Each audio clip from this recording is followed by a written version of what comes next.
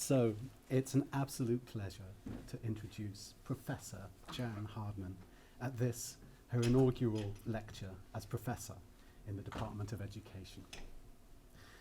Professor Hardman is a highly accomplished and internationally recognized researcher, as well as an outstanding teacher and academic citizen here at the University of York.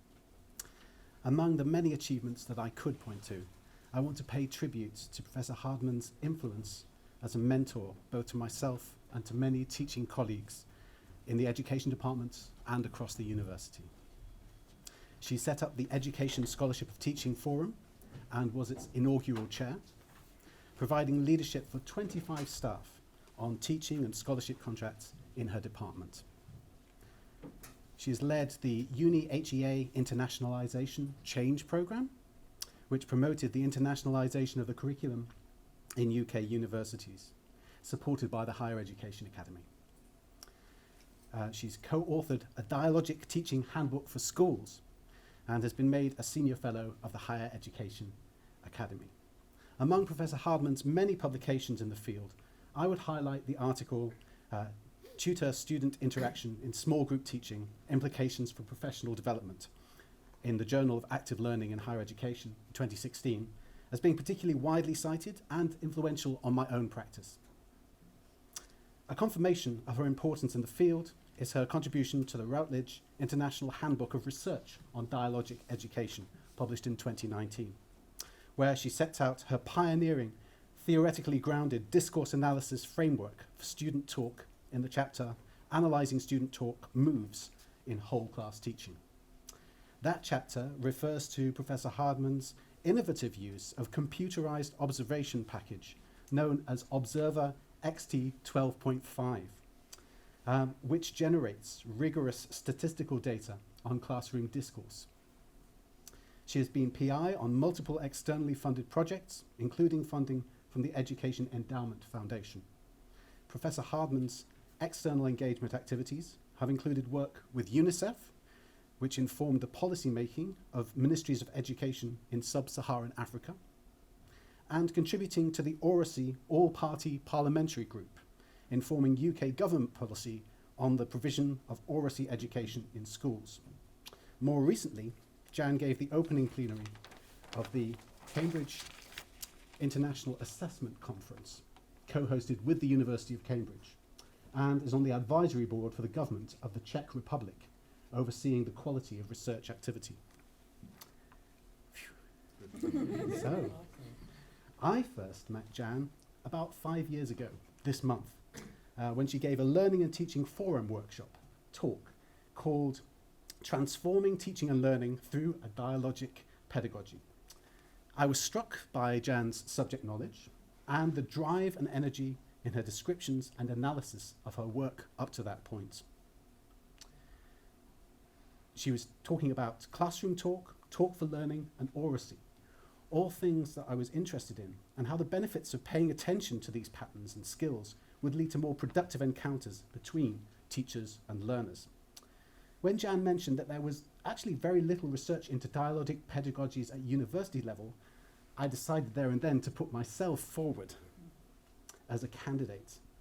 And even in that forum session, as I recall it, there were some noises of discontent and challenges to Professor Hardman's approach, a questioning of the reliability of the findings, which she dealt with calmly, knowledgeably, and with assurance.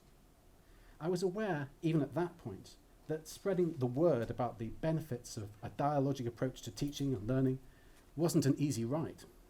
Because it's so fundamental to what goes on in a classroom, it's taken for granted by many of those who teach that their approach is self-evidently dialogic, when I think if we were to do a statistical analysis of the time we spend talking, the time we allow for reflection and discussion between students, the proportion of open, authentic questions that we actually ask, we might be surprised, perhaps unpleasantly. As someone teaching theatre, I wanted to put this to the test, since theatre is a subject which again might be assumed to be one of those that's most based on discussion, teamwork, and the negotiation and co-construction of knowledge. Also, as someone who'd been a secondary school teacher for some years prior to working in universities, I'd long been fascinated by the difference that individual members of staff and staff teams can make to the learning experience as they model responsive behaviour, what's sometimes known in the literature, I've since learned, as a dialogic stance. Another motivation for me was curiosity about how different classrooms in the same institution or even in the same programme can have quite different atmospheres, and the role of talk in creating and sustaining that learning environment. When I met with Jan, she generously offered to mentor me in designing a project that was funded by the university's Strategic Learning and Teaching Fund. I don't think I realised at the time how much I needed that mentorship in designing a programme of pedagogic research that would provide before and after data and control measures that would pass peer review in education journals. This offer is something I've come to see as typical of Jan.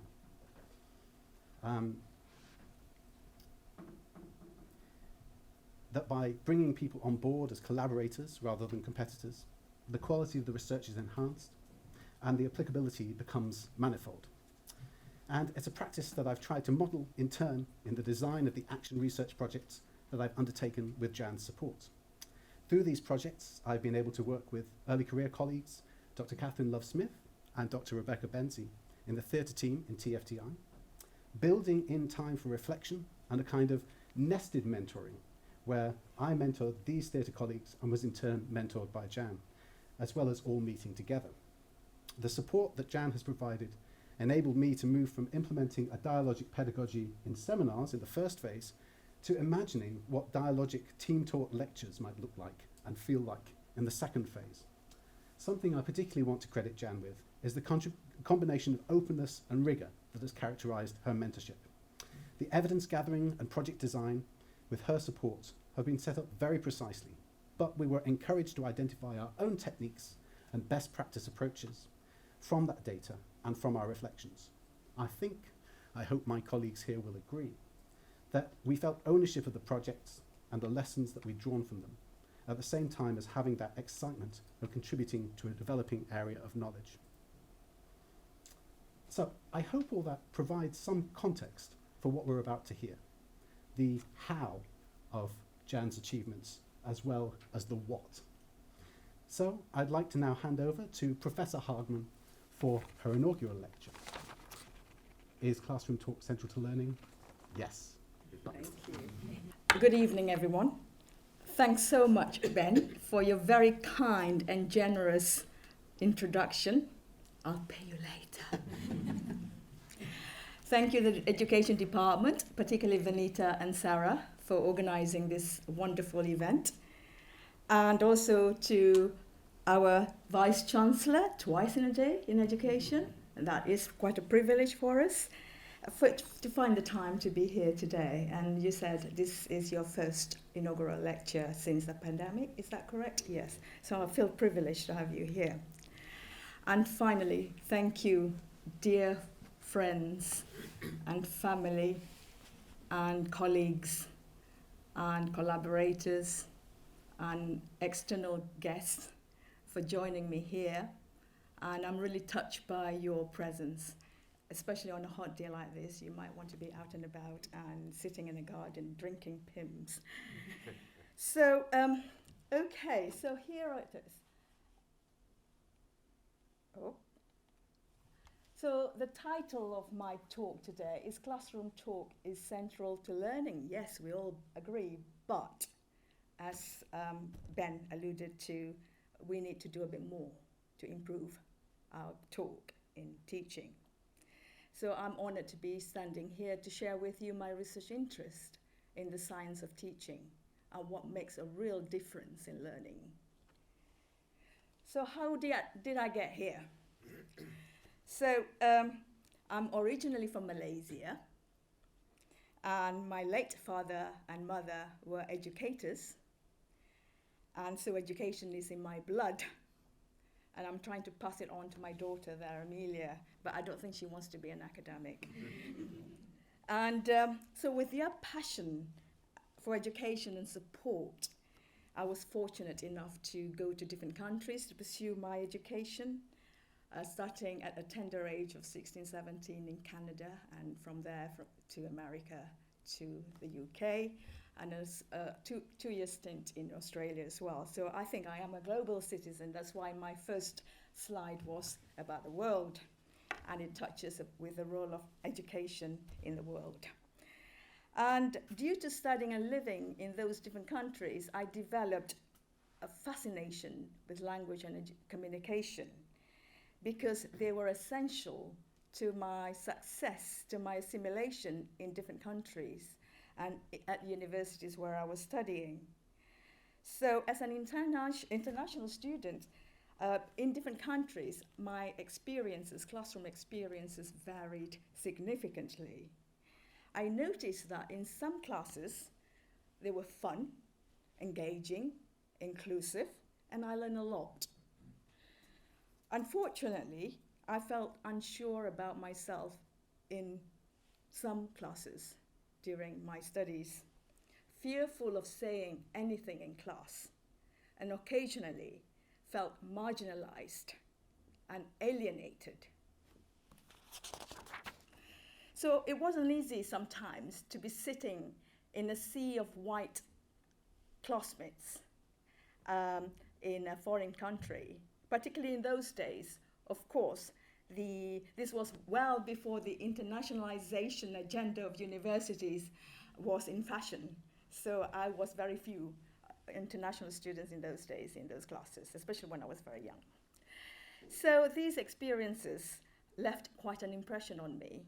So when I became a lecturer, I've always been mindful of what my students think and feel in my classes. And when I became a researcher, my classroom experiences, and coupled with my interest in language and communication, led me to classroom research to explore what makes a difference to a learning experience and the role of spoken language in it. So here's a bit about my research program. As an applied linguist, I'm a member of the Center for Research in Language Learning and Use. I've seen a few colleagues here. Thank you for being here today. My research program covers the intersection between basic observational research in classroom discourse and interaction, and applied research in dialogic pedagogy and teacher education. You'll see how everything will tie together later. And so my research objectives are to advance knowledge and understanding of how spoken language is used in the classroom, and to make an impact by sharing my research findings with the teaching profession and students. My research contributes directly to the education's mission to advance understanding and improvement of learning. Couldn't be better. That precisely describes my research. And this one is for you, Mr. Vice Chancellor. It contributes to your strategic mission as a university for the public good. So you're not wasting any salaries on me. So I'm pursuing that on your behalf. Anyway, so what is this lecture going to be about today? I want to focus on 4 areas that make up my program of research. First, I will introduce the concept of classroom talk, its role in teaching and learning, and its limitations. Next, I will explain what is meant by classroom dialogue. I will argue that classroom talk can and should be transformed into rich and productive classroom dialogue, from talk to dialogue, because it makes the most significant difference. I will then discuss how a dialogic pedagogy, which Ben talked about, can harness classroom dialogue. And finally, I will make a case for classroom dialogue by drawing on literature internationally and illustrating some of my own. So a lot of us here have taught before, are still teaching, or have been taught before. So let's do a bit of reflective exercise today. And I would like you to reflect on your typical classroom teaching practice. So if you don't teach, recall how you were once taught. Of course, if it wasn't too long ago for you to remember. think of the answers to these questions. How often do you ask open or authentic questions with multiple answers or unknown information in class? Have a think about it. And the second question, typically, what do you do with student responses? You say nothing and quickly move on to the next question, student and topic, or comment briefly on a student response and then move on to the next question, student or topic. Or C, generate a new question based on a student's response. How often do you probe student questions, student answers? Why do you think? Where is the evidence for this? And how often do you ask challenging questions? What if? How does that square with this? So take a minute, perhaps, and if you so wish, discuss your answers with the person sitting next to you, how classroom this can be. After all, this lecture is about interaction. So I'm giving you just about a minute just to have a think about the answers to those questions. And I'm going to have to cut short. This is something that I'm arguing against, but I'm going to have to because we may not have enough time. So thank you for participating in this exercise. I hope it has warmed up your thinking. And these questions contribute squarely to the theme of my talk today, which will become clear to you later. I wanted to share with you a couple of quotes about talking in the classroom. Educational research shows that teachers talk 70 to 80% of the time, and most of this talk produced the lowest engagement. Isn't that scary? The second quote is Mark Twain. If teaching was as simple as telling, we'd be smarter than we are. So these statements point to the notion that some teachers tend to talk at students, spend too much time listening to themselves, or even answering their own questions. So my research has 7 propositions, underpinned by 7 propositions. The first one is classroom talk is often taken for granted. And this is understandable, as there are multiple things that teachers must think about before a lesson: what to teach, how much to teach, what activities to set up, how to manage classroom issues, and so on. And second proposition, classroom talk is a pedagogical tool. Like any tool, it can be used well or badly. Teachers don't see classroom talk as a teaching tool, unlike technological tools in their classrooms. Third, teachers have a powerful influence on children. How they talk to them can influence memory, learning, and the motivation to learn. Next, traditional classroom talk has its place in teaching. I'm not discounting it. However, it can and should be transformed into richer and academically productive dialogue. This takes us to the following proposition. Classroom dialogue fosters active participation, advances conceptual learning and cognitive engagement, and leading to positive educational outcomes. I'm going to prove that to you in a bit.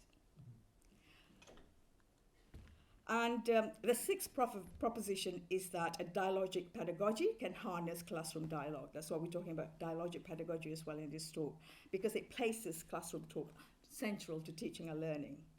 And finally, teachers need to be trained in it, in a dialogic pedagogy. This pedagogy is not about using a single method, but choosing a repertoire of talk strategies, practices, and tools to suit a teaching context, which Ben referred to in his talk as well. So I'm not here to be preaching you what to do, but to make you think about reflecting on what you do. So therefore, teachers need to understand this approach well and to adopt it skillfully. So my research is underpinned by several theories, 2 of which are presented here. Sociocultural theory of learning by Vygotsky. He looks quite handsome there, doesn't he? Who saw learning as a social process. A language is a tool for learning.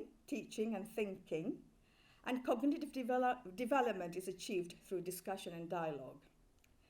So Vygotsky made a strong connection between learning, language, and thinking. I also draw on the work of Mikhail Bakhtin, who was also known as speech genre, and he was also a Russian philosopher. And his theory postulates that pedagogical dialogue is distinctive and has structure. It is very different from other genres, such as a casual conversation, a doctor-patient interaction, or a talk exchange in a shop encounter. It's got a specific genre format. He has a famous quote which says, "If an answer does not give rise to a new question from itself, it falls out of the dialogue." This statement defines pedagogical dialogue, the incorporation of a previous student's answer into the next question. That links back to one of my questions earlier in the reflective exercise. And this statement also alludes to the point that meanings are neither fixed or absolute, or nor absolute, but co-constructed. That's what we need to do in the classroom. So Bakhtin's work, like that of Vygotsky, highlights a close connection or relationship between classroom discourse and learning. The sociocultural theory of learning resonates with research into teaching and learning approaches, like here by Sousa, how the brain learns and average retention rates after 24 hours. And cooperative learning. I'm just going to give you a few seconds to digest the diagrams. As you can see from the diagram, individualized learning yields the least amount of learning gains, such as listening to a lecture or reading quietly on your own.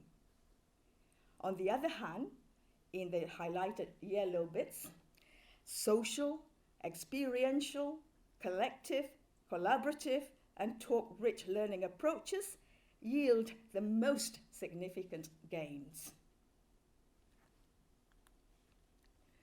So now let's look at what classroom talk looks like. What does it look like? So discourse analysis research shows that classroom interaction has a three-part structure. Starting with a teacher question, usually closed, test-type question. A student responds to the teacher question, usually brief, to display knowledge. And the teacher then offers feedback, such as saying, okay, or repeating the student's answer. Or offer evaluation too, such as using the word good, well done. However, it is not uncommon for the teacher not to say anything at this point. In other words, no feedback or evaluation is provided, and the teacher quickly moves on to the next question, topic, or student. So far, this is what the traditional IRF script looks like, which is deemed restrictive to learning and thinking. So I'm giving you an example. This is from one of my data set in primary schools. So what does it look like, traditional classroom talk in practice? So this is a transcript from Year 5 English lesson about good handwriting. You can see in line 1 is a closed teacher question. What is good handwriting, Isabel? It's the initiation question and closed. The teacher knew the answer. Isabel answers, it has to be neat and legible in line 2. And then in line 3, the teacher cuts the exchange short by repeating Isabel's answer, it has to be neat and legible. And a new exchange starts in line 4. What does legible mean, Lucy? Close question. Lucy answers in line 5, understand it, one word. As you can see, and the teacher again closes in line 6 by repeating Lucy's answer. So to understand it is a form of feedback acknowledgement. As you can see in this example, a quick succession of closed teacher questions and brief display student answers occur, and the interaction is restrictive, fragmented, and no forward trajectory. So if the teacher-led recitation has its limitations, how can we enrich it? So in this slide, the concept of classroom discourse is summarized. It is an instructional practice where talk and student ideas are central, and it is student-centered. And the talk is characterized as sustained between the teacher and students, and between students and students. And the concepts are probed, built upon, and challenged in order to deepen conceptual understanding and thinking and develop skills, attitudes, and dispositions. Alexander defines it as an oral exchange and deliberative handling of information. That's a loaded statement there of information, ideas, and opinions. To unpack that statement, the oral exchange refers to a discussion involving multiple contributors and ideas. The deliberative, which is a word I highlighted in red there, handling of information, ideas, and opinions involves argumentation, evaluating the merits of ideas and opinions. So in this slide, I'm showing a model of classroom discourse, classroom dialogue. I've built upon and extended the earlier strict IRF model of classroom talk, which represents recitation, which is teacher-led, dominated, and controlled. I've added 2 talk moves to open up and extend the recitation model. These talk moves are teacher follow-up moves or questions and extended student responses. So in follow-up moves, teacher incorporates the previous student's response into the next question. In other words, the teacher does not close the interaction, but instead opens it up and extends it. This is where the ideas are explored. Critically, knowledge is co-constructed. So follow-up questions, as you can see in the model, lead to extended and expansive student contributions. And before moving on, I want to add that students should be encouraged and empowered to ask follow-up questions too. It's not just a teacher's privilege. So in summary, dialogic talk moves advance the interaction and scaffold the co-construction of knowledge. What does it look like, classroom discourse? Classroom dialogue as opposed to classroom talk. Here I want to show you how a teacher uses follow-up talk moves. Sorry, there's a lot of words there, but I've tried to go slow here. So this is a transcript from year 5, also from my data set, primary school data set, English lesson about writing clear instructions. So the teacher starts with an open question there in line 1. What would your first instruction be? So in lines 3, 10, and 12, the teacher uses open-ended and authentic follow-up questions. For example, in line 3, so what do we like about Phoebe's first instruction? In line 10, have you got anything else to add? And in line 12, what if it doesn't work? That's a bit of a challenging question there. So by deploying follow-up talk moves, the teacher does not close the interaction, but keeps it going. So in response to the teacher follow-up questions, students' answers are expanded and expansive, providing a rephrase, challenge, evaluation, and addition, as shown in the transcript. I don't expect you to read it all. I'm just going to make a point. So if you focus on the utterances from line 10 and line 12, you can see how knowledge is co-constructed between the teacher and Rowan. It's not just knowledge co-constructed between the student and student, but also teacher and student. So we're learning collectively as a group. So drawing on the literature in my research and my analysis of a vast amount of lesson transcripts from secondary, primary, and higher education, I've developed an analytical framework comprising a range of talk moves, both for students and teachers. But 7 of the student ones are presented in this slide because they make the most difference to learning. And one of them is expand question, which was the teacher asks students to say more to elaborate on their thinking. That is to help them clarify their thinking. Revoice question is quite interesting. It is a very, very powerful talk move. If there is one thing you want to start using when you go back to teaching, try revoice talk move. Because it helps to verify the teacher's understanding of a student contribution. We assume that we understand what our students are saying, but we don't always do that. So a revoice question is quite helpful for us. And it also allows students to clarify their thinking, giving them another opportunity to say things fuller. Add-on question to scaffold the co-construction of knowledge. Rephrase question to encourage active listening. Agree, disagree question to scaffold deliberation of ideas and encourage argumentation. Why question to scaffold critical thinking. And challenge question to create what we call cognitive dissonance, if you're familiar with Piaget's work, is when most learning occurs. Through these talk moves, students are encouraged to listen to one another, elaborate on their ideas, engage in high-order thinking to discuss, reason, and argue. So I'm going to show you a study that I conducted, which Ben referred to in his introduction. This is small group teaching in higher education. At the time of conducting this research, there was no published research whatsoever examining the patterns of classroom discourse in higher education.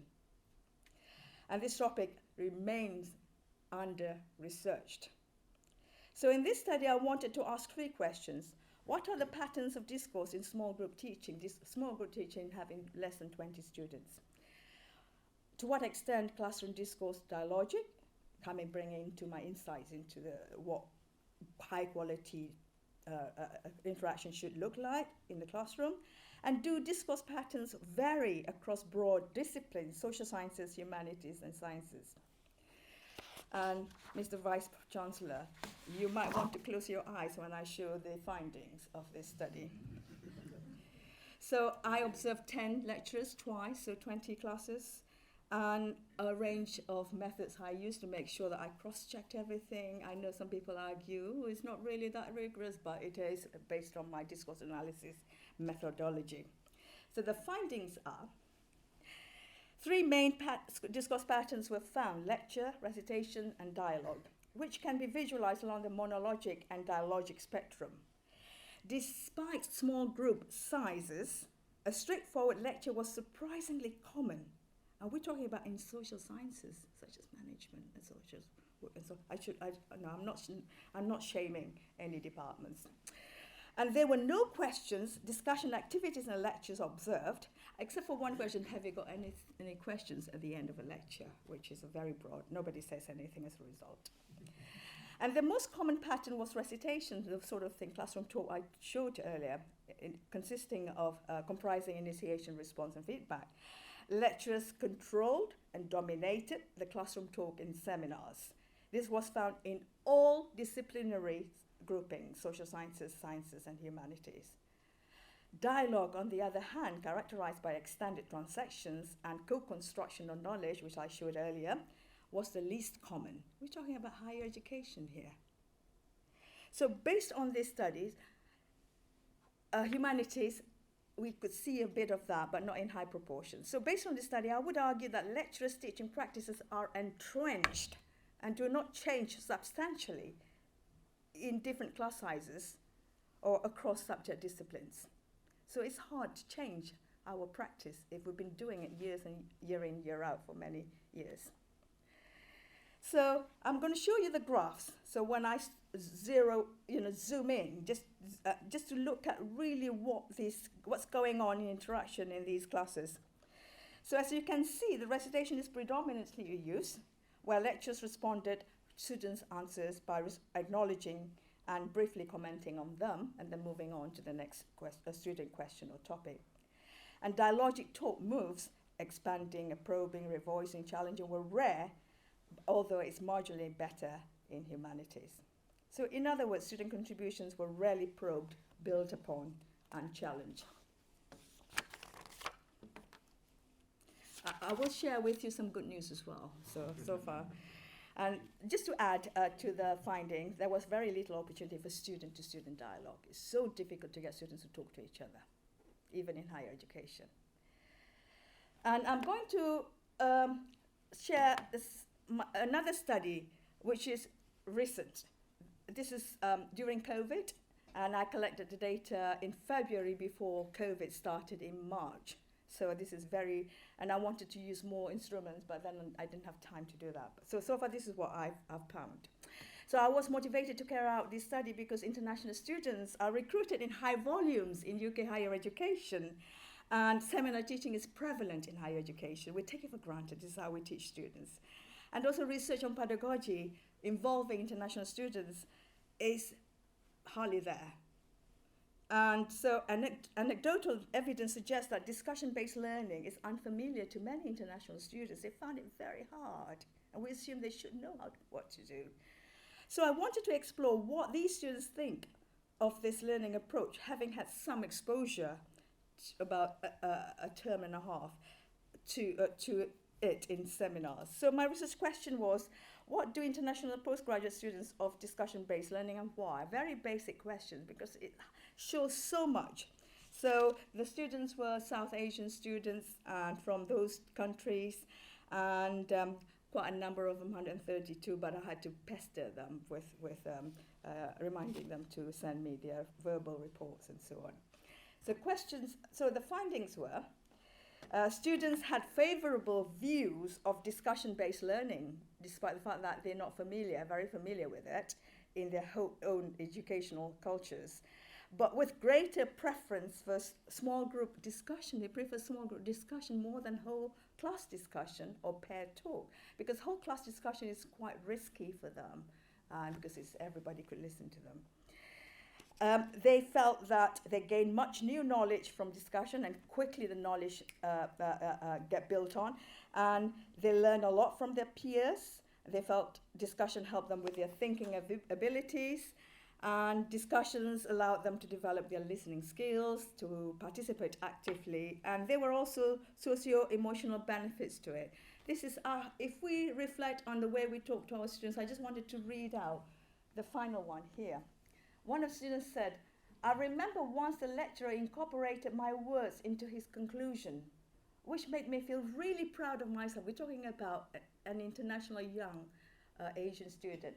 "This recognition encouraged me to talk more in class." So just having that, being mindful of what we say to students or what we say in the classroom really makes a big difference to students. So this study also uncovered a range of barriers and challenges in discussion-based learning for international students. However, I only want to focus on 3 here because they are closely linked to the quality of discussions. So they reported that discussion lacked a critical exploration, lots of group thinking going on, and some students didn't feel comfortable expressing disagreement or challenging a viewpoint, either in whole class or a small group. So there was a barrier there. And the students also wanted teachers' feedback during and after the discussions. And they also needed to be told what to do well in advance. There was a need to set ground rules for talk so they know how to engage in discussions productively. So how do we address the shortcomings of recitations and low-quality discussions? How do we transform classroom talk into dialogue? This is where I'm going to give you the solution to the problems that we identified. A dialogic pedagogy is based on the work of Robin Alexander, who I had the pleasure of working with, and it is fitting because it harnesses the power of talk. So it is based on 5 principles: collective, joint, together, learning inquiry, reciprocal, supportive, cumulative, and purposeful. The collective, reciprocal, the first 3 principles there, collective, reciprocal, and supportive, underpin the dialogic culture of the classroom and focus on communication skills. And the 4th principle is cumulative, which is the hardest principle to enact in the classroom, because it represents the very foundation of dialogue, what it looks like, which I have already shared with you. And the 5th principle, purposeful, has direct practical application in terms of setting up talk-rich classroom activities. However, Ground rules for talk are vital for setting up the right conditions for dialogic pedagogy or classroom dialogue. They help make explicit the implicit rules of engagement in the classroom. They create an open, safe, supportive, collaborative, inclusive, and democratic space for dialogue. Going back to my classroom experiences overseas, where I found that some classes I just felt rather like an outsider, and I couldn't really say very much. So some examples of ground rules for talk are there, for instance, and I won't go through each one of them, but I just wanted to say one, give people time to think and talk. This is particularly useful for international students. They've got to process things and translate and their ideas and express things articulately. And then don't be afraid to make mistakes. I mean, these are simple things, but it makes a huge amount of difference in student learning experience. Ask questions. Get students to ask questions, to encourage them to do that, in order to foster a sense of curiosity during learning. And so those are the things that I wanted to say to you in terms of how to make the classroom a bit more inviting and inclusive. So ideally, everyone in the classroom should generate ground rules for talk collectively and agree upon, because the ground rules need to be a collective effort. And the ground rules need to be reminded over and over until they get embedded into the classroom practice. And so why does the classroom research matter? So international research, a huge amount, shows compelling evidence for the positive impact of classroom dialogue and dialogic pedagogy across subjects and phases of education, such as those listed there, how to WEGRIF. However, I want to draw on a large-scale randomized controlled trial funded by the UK Education Endowment Foundation. And this was my collaboration with Professor Robin Alexander, Cambridge Primary Review Trust, and Professor Frank Hardman, formerly Institute for Effective Education. To my knowledge, this trial was the first of its kind in the UK and maybe the world. And since then, I haven't come across any new RCTs of this type and size. So the questions were, before that, I just wanted to say the aim of the study was to close the attainment gap between economically disadvantaged pupils and their counterparts.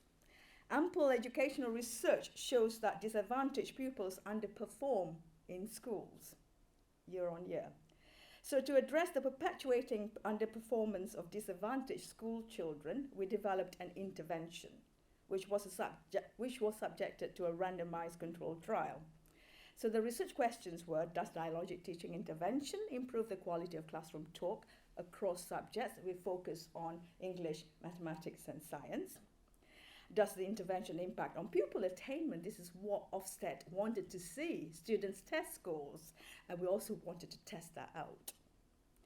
So 72 schools got involved, and we randomly separated them into control, and each school has got 2-year 5 classes, so 152 teachers participated, 5,000 students, and 50% of whom had English as an additional language, and in receiving free school meals, 35%.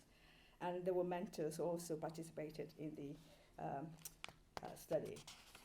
And I don't think we'll have time to talk about the intervention program. I'm happy to talk about it but then I just want to say the project was evaluated in 2 ways. Process evaluation, which was, I was involved in it, in the mechanism and actually writing up and so on.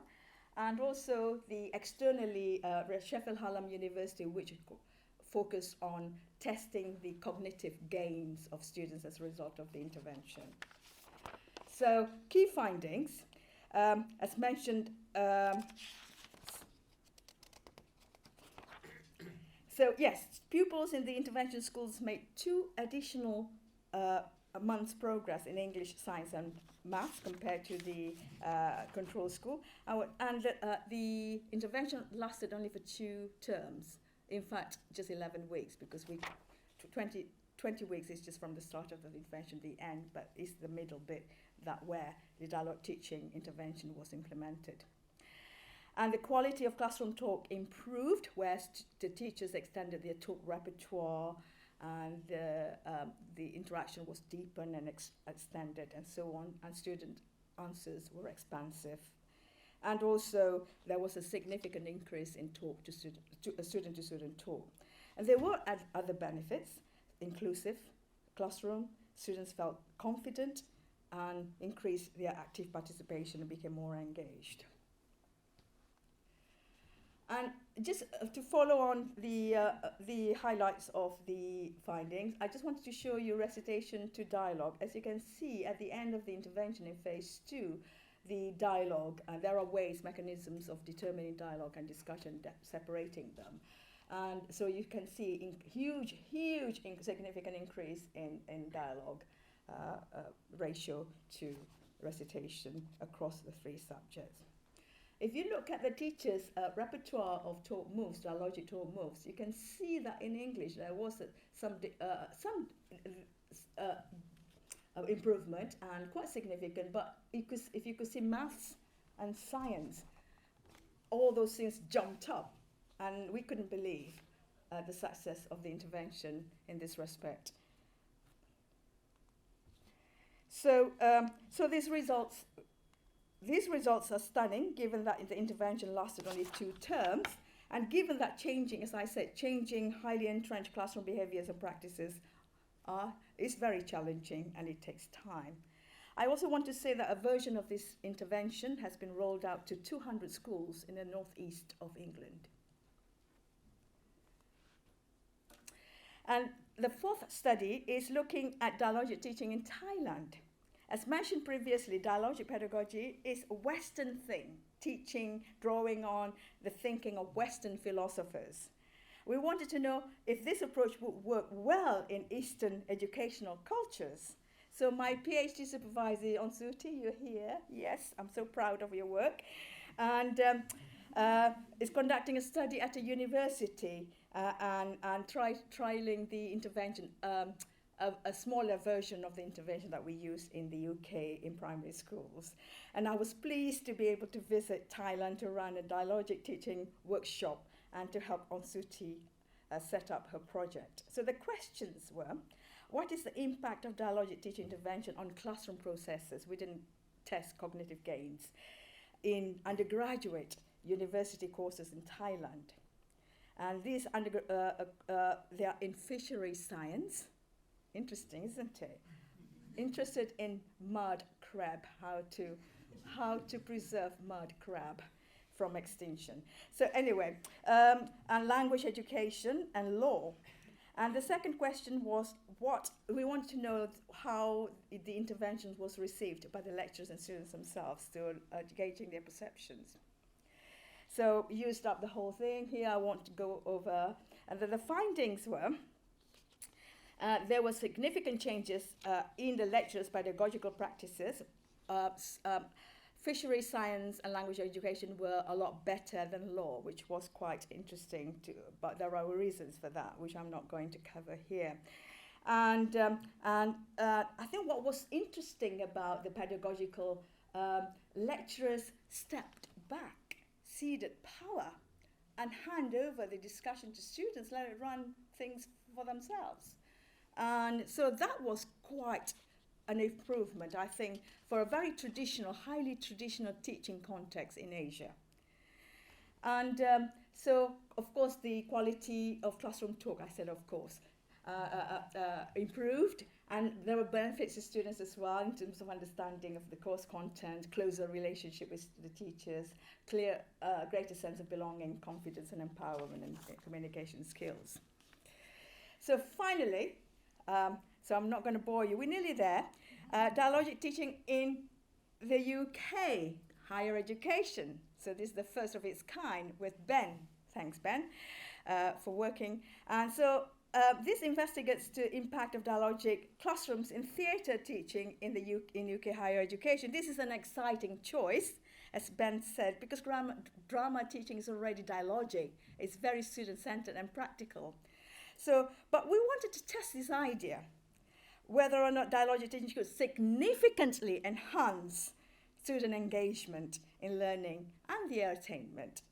So the research questions were, does dialogic teaching enhance first years students' sense of the value of seminars? Because they drop out after a while, you know, the numbers dwindle, but I don't think Ben's students happen to your students. And do dialogic seminars lead to better argued assessments? See, I'm making connection between talking and writing here. So the second question is based on the premise that talking and writing are symbiotic. They are not mutually exclusive. So if we discount talk and its role in the classroom, we are depriving students of that connection. So BA in theatre, 60 students, and so on and so forth, weekly implementation. I work with Ben, several cycles of mentoring, coaching, and so on, and using mixed methods. So this is something that might surprise you, might delight you, everyone, including the Vice-Chancellor. Look at what happened here. Students felt they had a better sense of the value of seminars. They listened to, and they had positive seminar experiences. And their attainment, look at that, significant improvement in summative essay grades, 30%. There was a jump from 13 to 11 from previous years. And in contrast, the students awarded 2-2 reduced to 23%. So that's in fact, it was the highest grades in the module history. Well done. So, and there were other benefits. I just wanted to point out the self-regulation and agency that the students benefited from that. So, so why is dialogic classroom so rare? And it's still rare. It's unfortunate because all of these things, the perception that we're doing this already. My lectures are interactive. I ask questions. And I need to focus on teaching to the test, for instance, and all of those things. But despite these barriers and challenges, I would urge colleagues to try out, because the power of classroom dialogue is incredible. And the green sections contribute to the learning processes, and also and the brown boxes are the positive outcomes of classroom dialogue through dialogic pedagogy. And finally, in conclusion, yes, the answer is classroom talk indeed is central to learning, but it needs to be transformed into dialogue, because it is dialogue that transcends learning within and beyond the classroom. And teachers need to be trained in a dialogic pedagogy. And classroom dialogue, I think, and dialogic pedagogy is critical for an unknown future. Thank you.